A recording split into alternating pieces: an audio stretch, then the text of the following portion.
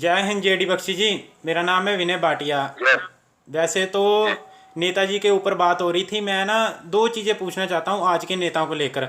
हमारे जैसे कई आम नागरिक हैं और मेरे जैसे कई राष्ट्रवादी हैं जिनके मन में ना एक छोटा सा सवाल है कि जैसे कोई भी आम नागरिक हो, चाहे वो सेना का ही मतलब सैनिक क्यों ना हो, अगर वो देश के पक्ष की बात करता है तो ये विपक्ष वाले जितने भी हैं उनको मतलब उस व्यक्ति को तुरंत कहने लगते हैं, अरे तुम तो मोदी भक्त हो। क्या देशभक्त होना मोदी भक्त होने के बराबर हो गया? और दूसरा मेरा सवाल ये है कि कल पुलवामा को पूरा 1 साल हो जाएगा कि हमारी जितनी भी सरकारें हैं ये कब समझेंगी कि सैनिक को श्रद्धांजलि तो चलो आप देते हैं, वो तो ठीक बात है, लेकिन उनको सुरक्षा भी चाहिए। जीडी बख्शी जी, ये दो सवाल है मेरे आपसे।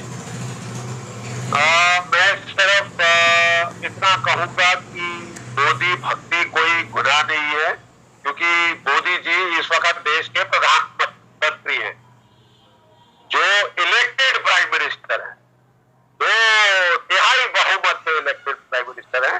तो कोई ऐसी मोदी भक्ति मतलब कोई गाली थोड़ी ना हो सकती। ठीक है, देशभक्ति सबसे ऊपर है, सर्वोपरि। ठीक है, देश की भक्ति सर्वोपरि है और हम लोग जो है सेना में केवल और केवल अपने देश की भक्ति करते हैं। जो भी हमारे ऊपर विधान से मुताबिक जो नेता सरकार जो चुन के लाई जाती है, हम उसको सैल्यूट करते हैं। ठीक है साहब, इस वक्त मोदी जी है तो मुझे कोई ये रीजन नहीं समझ आता कि उनको सैल्यूट ना किया जाए और उनको अपशब्द क्यों कहेगा। वो देश के प्रधानमंत्री, we owe him that respect, we should give him that respect, simple। ठीक है साहब, और वो आके उन्होंने बहुत देश के लिए बहुत अच्छे कुछ कदम उठाए हैं और जिसके चलते हमारी सैनिकों, हमारी सेनाओं को फिर से ताकत सशक्त किया जा रहा है। और जो 10 साल कोई हथियार नहीं खरीदे गए थे वो मेकअप हो रहा है इस वक्त। बहुत सारे ऐसी चीजें हो रही हैं जो देश की ताकत को बढ़ा रहे हैं। देश को सुपर पावर बनने से आप कोई रोक नहीं सकता। इसमें हमारे बच्चों का बहुत योगदान रहेगा कि आप। सर, आपकी ऑडियो नहीं आ रही है, वीडियो आ रही है। ये general video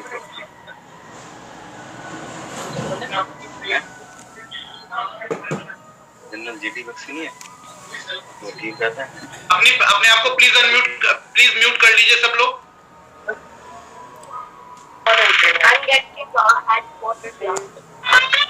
Harry Potter glasses please बंद कर दीजिए, प्लीज म्यूट कर लीजिए सब।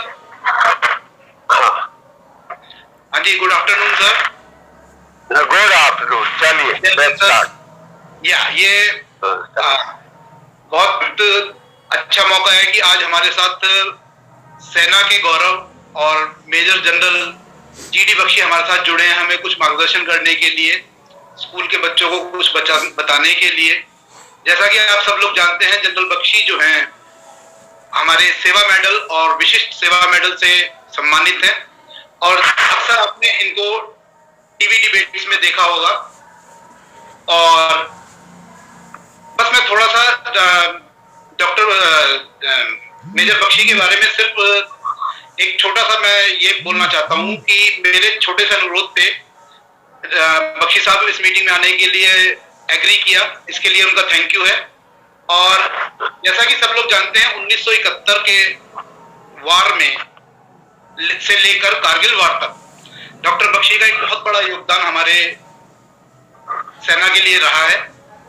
और आपको जानकर ये आश्चर्य होगा कि जनरल बख्शी अपनी सर्विस के पहले दिन से ही युद्ध में उतर गए थे। पहले दिन जिस दिन इन्होंने ज्वाइन किया उसी दिन 71 की वॉर में जनरल बख्शी ने पार्टिसिपेट किया। और उसके बाद जिसे फर्स्ट वॉरियर कहते हैं, उनके बाद जनरल साहब ने पंजाब, श्रीलंका, जम्मू कश्मीर, कारगिल, इन सब जगह अपना व्यक्तित्व दिखाया कि हम और देश की सेवा करें। आज की डेट में बख्शी साहब मोटिवेशनल ट्रेनर हैं और डिबेट्स में आप देखते ही हैं, थिंकर हैं। बख्शी साहब के व्यक्तित्व को मैं एक विराट व्यक्तित्व कहता हूं, क्योंकि बहुत सारे लोग कंफ्यूज होते हैं विशाल व्यक्तित्व और विराट व्यक्तित्व। मेरे एक मित्र हैं डॉक्टर कुमार विश्वास, आप सब लोग जानते होंगे, सुप्रसिद्ध कवि हैं। एक दिन मैंने उनसे पूछा, डॉक्टर साहब ये विराट व्यक्तित्व जो होता है या बड़ा आदमी जो होता है वो क्या होता है। उन्होंने एक लाइन में मुझे जवाब दिया, बोले बड़ा आदमी वो होता है जिसके सामने जाकर कोई अपने आप को छोटा महसूस ना करे।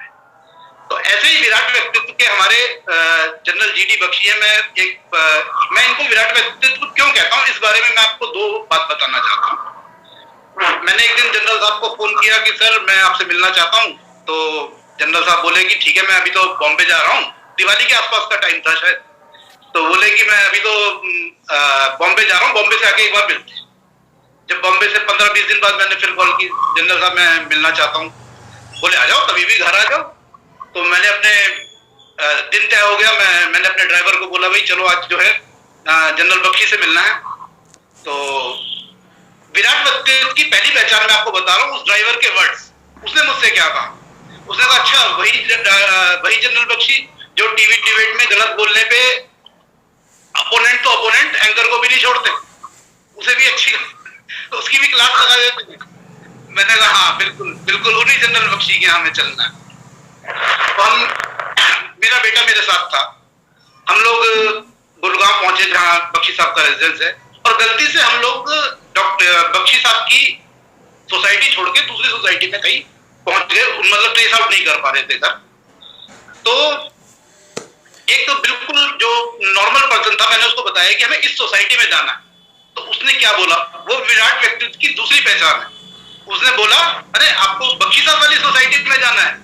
मैं कहा तो आप बिलीव नहीं करेंगे, लगभग 400 मीटर वो बंदा पैदल हमारी गाड़ी के साथ चला और हमें बख्शी साहब की सोसाइटी में छोड़ के आया। बोला नहीं आइए, ये सोसाइटी, ये जो है बख्शी साहब का घर यहाँ है। अब मैं आता हूँ विराट व्यक्तित्व के तीसरे पॉइंट। मैं और मेरा बेटा गाड़ी में बैठे थे, बख्शी साहब की सोसाइटी पे हम लोग खड़े हुए थे और गाड़ी आ रही थी जा रही थी, सिक्योरिटी गार्ड सबको चेक कर रहे थे। जैसे ही हमारा नंबर आया तो उसने हमसे पूछा भाई कहाँ जाना है। हमने उनको नंबर बताया कि हमें इस नंबर में जाना है। तो बोला अच्छा आपको बख्शी साहब के यहाँ जाना है, और उसने हमें इतने जबरदस्त तरीके से सल्यूट किया। वो विराट व्यक्तित्व की पहचान थी कि कितना विराट उस व्यक्ति का व्यक्तित्व है जिससे मिलने जा रहे हैं। तो मेरा बेटा जो मेरी गाड़ी में बैठा ही हुआ था, मेरे से बोला पापा आपको मालूम है इसने हमें सल्यूट क्यों किया। मैंने कहा बेटा क्योंकि ये शायद हमसे इम्प्रेस हो गया होगा कि हम बख्शी साहब से मिलने जा रहे हैं, उनके गेस्ट हैं, इसलिए इसने हमको सल्यूट किया। तो बोला नहीं पापा, इसने इसलिए सल्यूट किया कि ये जानता है कि जिनके घर आप आए हैं वो कितनी बड़ी हस्ती हैं, वो कितने सम्मानित योद्धा हैं, उन्होंने कितनी बार देश का नाम ऊंचा किया है। ये सल्यूट उनको सल्यूट है, ये सल्यूट हमको सल्यूट नहीं है। तो इसी विराट व्यक्तित्व के जनरल जीडी बख्शी से मेरा अनुरोध है कि आप आइए और स्कूल के बच्चों को और हमारे कुछ राष्ट्रवादी मित्रों को संबोधित कीजिए। Please, it's all over to you. Thank you so much.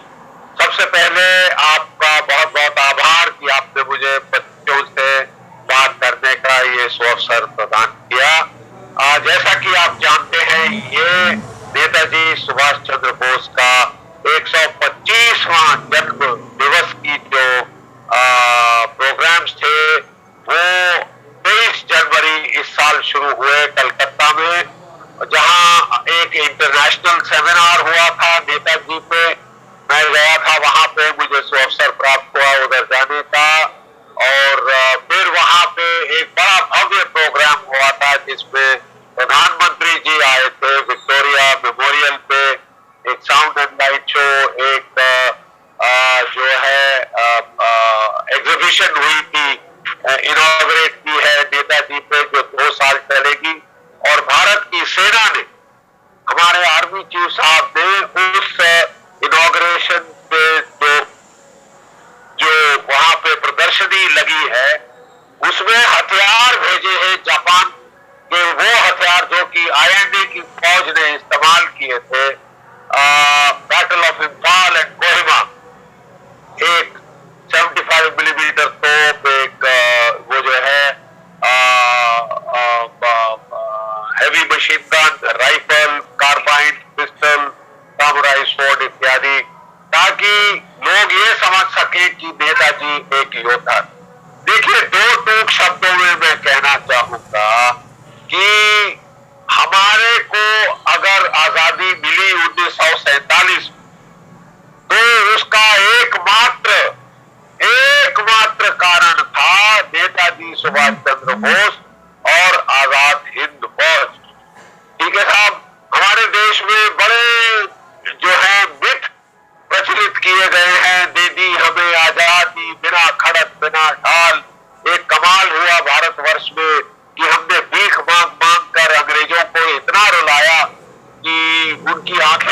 नहीं और वो हमें आजादी दे के रोते रोते चले गए कि कितने अच्छे लोग हैं। ये सब माफ कीजिए, ये चाटुकारिता की हद है और ये शरा कोरा बकवास। कोई देश अपना इतिहास, it must be on objective parameter. 1977 में जो अंग्रेजों की ट्रांसफर ऑफ पावर आर्काइव्स की जो दस्तावेज थे टॉप सीक्रेट, वो डीक्लासिफाई हुए थे 1977। इसका मतलब ये अवेलेबल नहीं थे, ये अवेलेबल नहीं थे अंग्रेजों को। और जो हमारे इतिहासकार हैं, वामपंथी इतिहासकार जिन्होंने फ्रीडम स्ट्रगल की इतिहास शुरू किया 1947 में, 50-60 के दशक में पूरे किए, विपिन चंद्रा इत्यादि, ये सब के पास ये दस्तावेज मौजूद नहीं थे।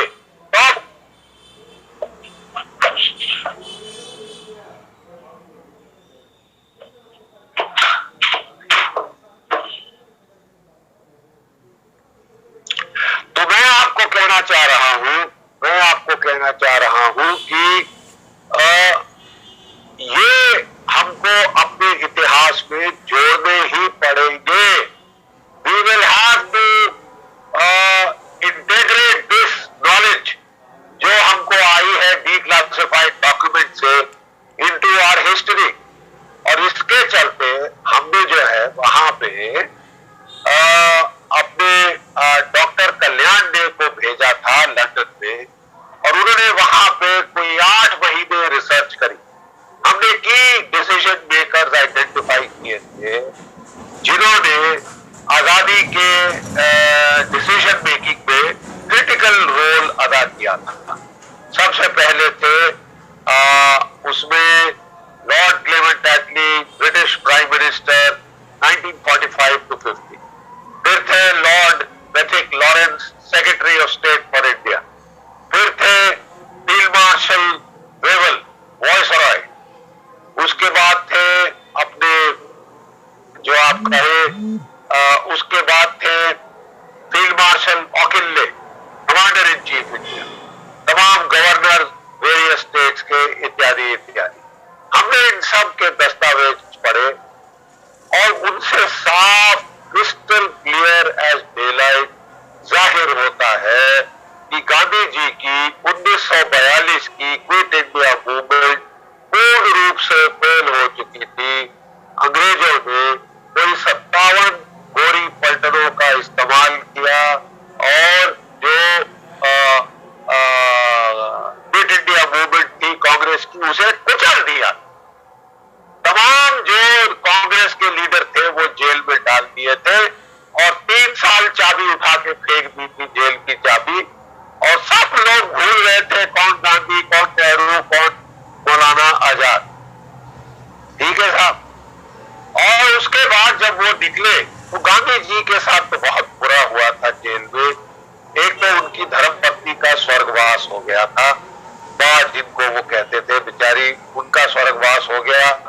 और जैसे वो जब फास्ट पे गए जेल में तो वहां से चर्चिल ने दहाड़ के बोला, ये बुड्ढा अभी तक मरा क्यों नहीं। तो लोगों ने हाथ पैर जोड़े गांधी जी के सामने कि गांधी जी ये बहुत रियाया बदल गई है, आप प्लीज फास्ट छोड़ दीजिए, नहीं तो बेवजह हमको आपको खोना पड़ेगा। क्योंकि अंग्रेज तो अब बिल्कुल निर्दयता पे आ, कोई आपकी अपील नहीं काम करेगी। और गांधी जी को फास्ट तोड़ना पड़ा। जब वो निकल के आए जेल से 45 में, वो एक टूटे हुए व्यक्ति थे, बिल्कुल ही विचारों में जैसे कि कमर टूट चुकी थी। और उन्होंने कहा, जो प्रेस के साथ मीटिंग हुई, कि मेरा कोई दायित्व नहीं है कांग्रेस में, अब मेरे सारे अधिकार मेरे से चले गए जब मैं जेल गया। उसके पश्चात अब मैं एक ऑर्डिनरी आदमी हूं और कांग्रेस वर्किंग कमेटी फैसला लेगी। लोगों ने पूछा, क्या आप अंग्रेजों के वॉर एफर्ट की सहायता करेंगे? उन्होंने कहा, बिल्कुल करूंगा, बिल्कुल करूंगा। ये हाल था। तो फिर हमें आजादी कैसे मिली? क्योंकि साहब दिसंबर 1945 में अंग्रेजों ने फैसला किया कि वो आजाद हिंद फौज के 9 अफसरों की ट्रायल जनरल कोर्ट मार्शल लाल किले में करें। वही लाल किला जहां पे बहादुर शाह जफर को ट्राई किया गया था। और ये एक समूचे भारतवर्ष के मुंह में एक तमाचा, एक हमारा नाक मट्टी में रगड़ने की कोशिश थी कि तुम हार गए तो हम तुमको दिखाते हैं। तुम और तुम्हारी आजाद हिंद फौज कहते थे कि तुम लाल किले पे तिरंगा झंडा फहराओ, हम तुमको उसी लाल किले में टॉर्चर करेंगे, आपका जनरल कोर्ट मार्शल करेंगे, आपको फांसी पे टांगेंगे। ये अंग्रेजों का संकल्प था कि हम अब भारत को नीचा दिखाएंगे, जैसे प्रथम विश्व युद्ध के बाद जलियांवाला बाग किया था। ये साइकोलॉजिकल जलियांवाला बाग इस ट्रायल के जरिए वो करना चाहते। अरे साहब, पूरे भारतवर्ष में एक धमाका सा हुआ, विस्फोट हो गया। जैसे कलकत्ता में, दिल्ली में, लाहौर में, कराची में, मुंबई में, बेंगलोर में, सब जगह रॉयट शुरू हो गई। रॉयट्स, पुलिस ने फायर खोला लेकिन रोक ना पाए, ठीक है। और फिर उसके बाद अंग्रेजों के ठंडे पसीने छूट गए। उस वक्त 25 लाख की भारतीय फौज डिमोबिलाइज हो रही थी और अंग्रेज गोरे सैनिक थे केवल 40,000। बेटा ये आंकड़ा समझिए, 40,000 गोरे सैनिक, 25 लाख अश्वेत भारतीय फौजी जो कि द्वितीय महायुद्ध में जर्मनी को, जापान को, इटली को हरा चुके थे। उनके साथ उनके अपने अफसर थे। तो फील्ड मार्शल लॉर्ड ऑकिनले ने वाइकाउंट को कहा, अपने वायसरॉय को, कि साहब हम तशरीफ का टोकरा निकलकर चुपचाप निकल जाएं, समय में तो ठीक है, नहीं तो 18 महीने हैं हमारे पास, उसके बाद कुछ भी हो सकता है और हमको फिर यहां से सर पे पांव रख के भागना ना पड़े, इज्जत के साथ चले जाएं तो ठीक है। उन्होंने यही बात जो है लंदन को बोली और लंदन बोले, क्या तुम दोनों बुड्ढे, आपकी पतलून घिरक गई है क्या? बहुत गुस्सा आया लॉर्ड वायसरॉय को। उन्होंने कहा कि if her majesty thinks I lost my nerve, it is your duty to replace me immediately, but you ignore my advice at your own peril. ठीक है साहब। और उसके बाद 18 फरवरी 1946 में आप जानते हैं क्या हुआ? क्या हुआ? कितने बच्चों को पता है? 0। मैं बता रहा हूं, 18 फरवरी 1946 में भारत की रॉयल इंडियन नेवी में विद्रोह हुआ।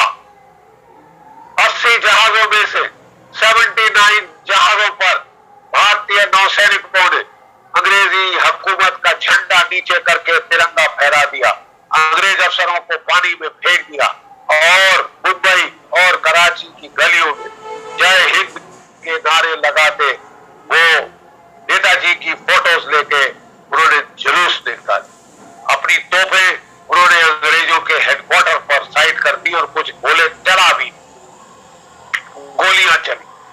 अंग्रेजों के तो छक्के छूट गए साहब। और उसी दिन 18 फरवरी को लॉर्ड कृथिक लॉरेंस जहाज पकड़ के दिल्ली आया कि ट्रांसफर ऑफ पावर को प्लीज साइन करिए। और वो भारत का बंटवारा के लिए नेहरू जी मान गए, सब लोग मान गए, गांधी जी मान गए कि अब जैसे हो।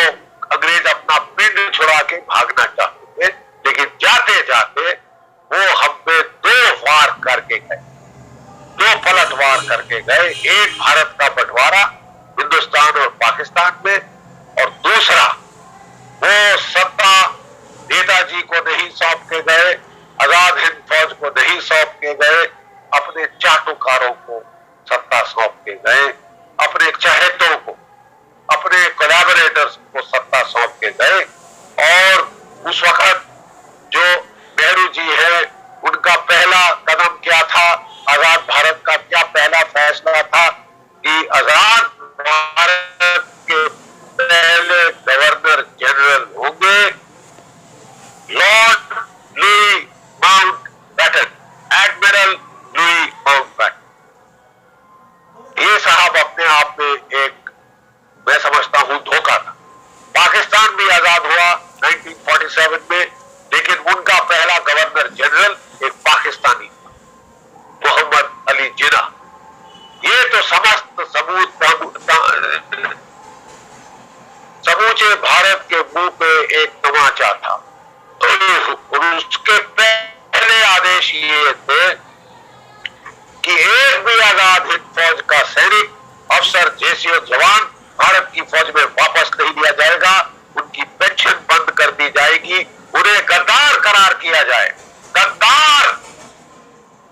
जिनकी वजह से आपको आजादी मिली, उन्हें गद्दार करार किया गया। बच्चों, क्या आप जानते हो नेताजी ने 60,000 की फौज खड़ी करी थी, आजाद हिंद फौज। क्या आप जानते हो कि उनमें से 26,000 शहीद हो गए, यानी 44% शहादत कबूल कर गए अपने देश को आजाद कराने के लिए। क्या आप ये आंकड़ा परिप्रेक्ष्य में समझते हो? 26,000 की शहादत का मतलब क्या होता है? देखिए, भारत के आर्मी, नेवी, एयरफोर्स की ताकत आज के दिन 13.2 लाख है, 13.2 लाख। उनमें से कितने अभी तक शहीद हुए, क्या आप जानते हैं? 25,480। 25,480 कितने में से? तकरीबन 13.5 लाख। और यहां 60,000 में से 26,000, उससे ज्यादा शहीद हो चुके हैं। लेकिन बच्चों, बड़े अफसोस, बड़े दर्द के साथ कहना पड़ता है कि इस पूरे तमाम कायनात में, इस देश में एक पत्थर नहीं है जहां उन 26,000 के नाम लिखे हों, जहां उन 26,000 को श्रद्धांजलि दी गई हो, उनके नाम मिटा दिए गए ताकि अंग्रेजों के चहेते चाटुकार राज कर सके इस देश पर। जिन्होंने कहा कि हमने लाठी खाई, वो मिनिस्टर बने। बड़ी अच्छी बात है कि आपने देश के लिए लाठी खाई, लेकिन अफसोस ये है कि लाठी तो हमारी भैंस भी खाती है। इसका मतलब ये नहीं कि हम हर भैंस को मिनिस्टर बना दें। लेकिन ये हुआ, जो मारे गए उनका नाम और निशान मिटा दिया गया, और केवल जो चाटुकार थे, जिन्होंने पूरा कोलैबोरेट किया अंग्रेजों के साथ, उनको आसमान पे चढ़ा दिया गया, राजपाट उन्हें सौंपा गया। ये भारत की त्रासदी है, ये भारत की त्रासदी है। और क्या हुआ नेताजी का, आप जानते हैं? एक मनगढ़ंत कहानी फैला दी गई कि वो तो 18 अगस्त 1945 को एयर क्रैश में मारे गए। ये भी गलत। असलियत ये है कि नेताजी ताइवान की तरफ तो गए ही नहीं, वो जापान की कामपेताई इंटेलिजेंस एजेंसी थी। वो जो है कहानी, ये एक डिसेप्शन प्लान बनाया था नेताजी को एस्केप में मदद करने के लिए कि वो एयर क्रैश में मारे गए। वो मंचूरिया पहुंच चुके थे, बाई एयर मंचूरिया पहुंच चुके थे। वहां पे उन्होंने जाके रूसियों से संपर्क किया था, और विक्टर अबाकुमोव और कर्नल पुत्रेखिन, जो कि स्मर्श सोवियत सीक्रेट एजेंसी के हेड थे, उनको जाके सरेंडर किया था। और वो उन्हें ओम्स्क साइबेरिया में ले गए थे, जहां आजाद हिंद सरकार की एम्बेसी स्थापित थी, ओम्स्क साइबेरिया। वहां से नेताजी ने 3 भाषण दिए 18 अगस्त 1945 के बाद, जो कि कलकत्ता में रिकॉर्ड हुए। पहला दिसंबर 1945 को था, दूसरा 1 जनवरी 1946 को, और तीसरा और आखिरी 18 फरवरी 1946 को कलकत्ता में रिकॉर्ड हुआ। अगर नेताजी 18 अगस्त को शहीद हो चुके थे, तो ये क्या उनका भूत बोल रहा था, जिसकी आवाज रिकॉर्ड हुई? और वो पहले प्री रिकॉर्डेड नहीं था मैसेज, वो उस वक्त की बात कर रहे थे जो उस वक्त चीजें हो रही थी। 31 मीटर बैंड पे, 31 मीटर बैंड पे ये सारी वार्ता रिकॉर्ड हुई। उसके बाद अंग्रेज सीधा रूसियों के पास गए और बोला कि ये स्टालिन, वो जानते थे हिटलर के साथ वैमनस्य बैर था उसका। उन्होंने बोला ये शख्स हिटलर के साथ था, ये जापानियों के साथ था, ये वॉर क्रिमिनल है, इसे आप, हमें वापस नहीं चाहिए, लेकिन इसे आप जेल में डालिए और वहां हम जेल में इसे इंटेरोगेट करना चाहते। उन्होंने वहां नेताजी को इंटेरोगेट किया। इंटेरोगेट का मतलब टॉर्चर, और उस टॉर्चर के चलते नेताजी वहीं पे शहीद हो गए थे, और उन्हें वही किसी अननेम्ड ग्रेव में दफना दिया। नेताजी और आजाद हिंद फौज ने हमें आजादी दी और जवाब में हमने क्या किया साहब? धोखा, फरेब, झूठ, सरासर झूठ बोला कि हमें आजादी बिना खड़क बिना ढाल अहिंसा से मिली। अरे वो कैसी अहिंसा की लड़ाई है जिसमें 26,000 शहीद हो गए? साहब ये एक बहुत बड़ी त्रासदी है आजाद भारत की। और जब तक we don't come to terms with our history, we don't write our correct history, we don't take into account what has been declassified in the transfer of power archives in London, अरे साहब हमें इतिहास कभी माफ नहीं करे क्योंकि हमने इतिहास को झुठलाया है। Where you are coming, where you are going depends a lot on where you came from. आप कहां से आए इस पे मुनस्सर है। मुझे बड़ी खुशी है कि नई सरकार के आने के बाद बहुत फर्क पड़ा है। 2019 में पहली बार आजाद हिंद फौज के सिपाही रिपब्लिक डे परेड पर आए और 21 अक्टूबर 2019 को प्रधानमंत्री लाल किले में दूसरी बार गए और आजाद हिंद फौज के सैनिक नायक लालटी राम के साथ झंडा फहराया। इस साल 125वीं वर्षगांठ प्रधानमंत्री ने शुरुआत करी है, बड़ी धूमधाम से मनाई गई है। हमारी सरकार से 2 विनतियां हैं और मेरी आप सबसे निवेदन है कि आप भी इनमें शामिल हो जाइए। पहली विनती यह है कि 26,000 जो सैनिक शहीद हुए उनका 26,000 सैनिकों का एक स्मारक लाल किले के सामने खाली मैदान में बनना चाहिए। वो लाल किला जो फाइनल ऑब्जेक्टिव था आजाद हिंद फौज का, जहां वो तिरंगा झंडा फहराना चाहते।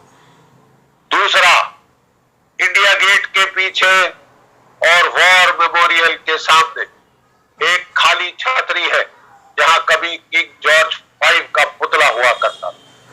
वहां पे नेताजी की मूर्ति लगनी चाहिए।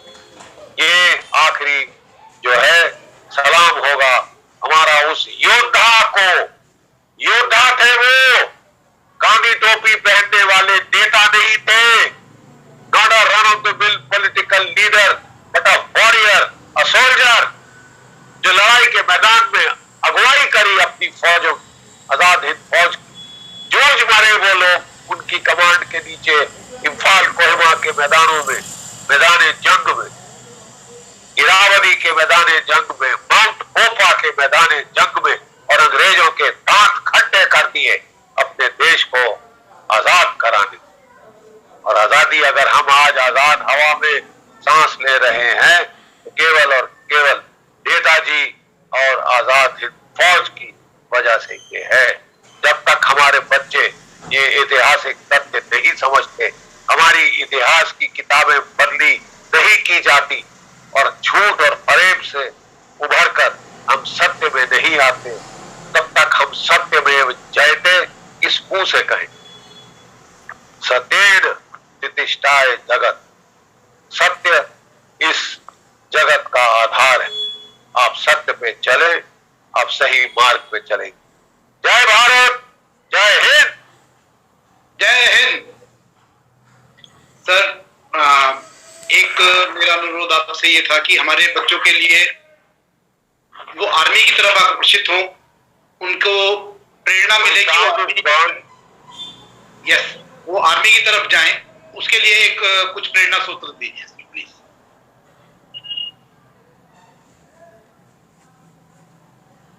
सर मुझे सुन पा रहे हैं? हेलो, यस सर, मुझे सुन पा रहे हैं sir? I can't hear you. हाँ भाटिया जी, आप अपना कन्वर्सेशन सेशन स्टार्ट कीजिए। जेडी बख्शी जी, हेलो, जय सर मुझे हिंद। सुन पा रहे हैं? हाँ बताइए। सर मैं ये चाह रहा था कि अब क्योंकि अब ये हमारा सेशन एंड की तरफ है, हमारा कन्वर्सेशन सेंटर सेशन स्टार्ट हो, इससे बस हमारे स्कूल के बच्चों के लिए 2 लाइन कि वो सेना की तरफ आकर्षित हों और सेना में जाएं, इसके लिए गाइडेंस दीजिए सर प्लीज। देखिए साहब, मैं 1971 में मैं और मेरा बैच कमीशन हुए थे। हमको कमीशन मिलनी थी 14 दिसंबर 1971 को हमें एक महीना पहले कमीशन किया गया। 14 नवंबर 1971 को 10 दिन की छुट्टी दी कि माँ बाप को देख कर आए, और सीधा ट्रेन में डाला और सिलीगुड़ी में उतरे तो हमारे सिपाही खड़े थे कि साहब हमारी हेलमेट लेके, हमारी स्टैंड मशीन कार्बाइन लेके, कि साहब जल्दी करिए, पलटन तो लड़ाई के मैदान में लड़ रही, कोई टाइम नहीं है वेस्ट करने का। हमने कहा ट्रंक शंक, बोले साहब वो पहुंच जाएगा, आप फिक्र ना करिए, जरा आपकी मशीन कार्बाइन पकड़ लीजिए, आपको जरूरत पड़ सकती है। लड़ाई की पहली रात मेरे कितने सारे साथी शहीद हो गए, कुत्तों की टांग उड़ गई, के हाथ उड़ गए, लेकिन हमें बड़ा फख्र है बच्चों कि हमने मात्र 13 दिन में पाकिस्तान के 2 टुकड़े कर दिए, और पाकिस्तान के 2 टुकड़े करके ढाका पे भारत का तिरंगा झंडा फहराया था। 92,000 पाकिस्तानी कैदियों ने आत्मसमर्पण किया था, जो कि दुनिया का द्वितीय विश्व युद्ध के बाद सबसे बड़ा मास सरेंडर था। ये हमारी पीढ़ी ने किया, अब आपकी पीढ़ी की बारी है।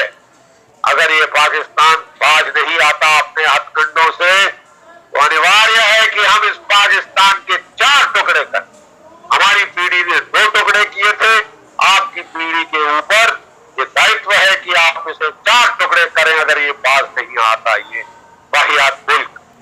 तो उसके लिए जरूरी है कि आप भी बीड़ा उठाएं, आप में से कुछ भारतीय सशस्त्र सेनाओं में जाएं और हमारे जैसे इज्जत कमाएं, फख्र हासिल करें, फतवाहत हासिल करें, शोहरत हासिल करें, और जरूरत पड़े तो अपने देश के लिए सर्वोच्च बलिदान देने से झिझके नहीं, क्योंकि ये मशाल एक जो जनरेशन है वो दूसरी जनरेशन को देती है। ये मशाल आज मैं आपके इस लेक्चर में आके आपके हाथों सौंप रहा हूं। आपको देखना है कि हमारी आजादी की मशाल जलती रहे, बलिदान की मशाल जलती रहे, देशभक्ति की मशाल जलती रहे, और सबसे आसान तरीका है कि आप भारत की सशस्त्र सेनाओं की वर्दी डालें और देश की सेवा करें। जय हिंद। धन्यवाद सर। अब हम एक स्मॉल सेशन ऑफ कन्वर्सेशन की तरफ जाएंगे। Bhatia ji please. Very short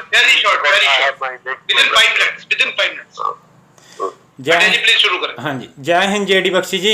मेरा नाम है विनय भाटिया। वैसे तो नेताजी के ऊपर बात हो रही थी, मैं ना 2 चीज़ें पूछना चाहता हूँ आज के नेताओं को लेकर। हमारे जैसे कई आम नागरिक हैं और मेरे जैसे कई राष्ट्रवादी हैं जिनके मन में ना एक छोटा सा सवाल है कि जैसे कोई भी आम नागरिक हो, चाहे वो सेना का ही मतलब सैनिक क्यों ना हो, अगर वो देश के पक्ष की बात करता है तो ये विपक्ष वाले जितने भी हैं उनको मतलब उस व्यक्ति को तुरंत कहने लगते हैं, अरे तुम तो मोदी भक्त हो। क्या देशभक्त होना मोदी भक्त होने के बराबर हो गया? और दूसरा मेरा सवाल ये है कि कल पुलवामा को पूरा 1 साल हो जाएगा, कि हमारी जितनी भी सरकारें हैं ये कब समझेंगी कि सैनिक को श्रद्धांजलि तो चलो आप देते हैं, वो तो ठीक बात है, लेकिन उनको सुरक्षा भी चाहिए। जेडी बख्शी जी, ये 2 सवाल है मेरे आपसे। मैं सिर्फ इतना कहूंगा कि मोदी भक्ति कोई गुनाह नहीं है, क्योंकि मोदी जी इस वक्त देश के प्रधानमंत्री हैं, जो इलेक्टेड प्राइम मिनिस्टर है, 2 तिहाई बहुमत से इलेक्टेड प्राइम मिनिस्टर है। तो कोई ऐसी मोदी भक्ति मतलब कोई गाली थोड़ी ना हो सकती। ठीक है, देशभक्ति सबसे ऊपर है, सर्वोपरि। ठीक है, देश की भक्ति सर्वोपरि है, और हम लोग जो है सेना में केवल और केवल अपने देश की भक्ति करते हैं। जो भी हमारे ऊपर विधान से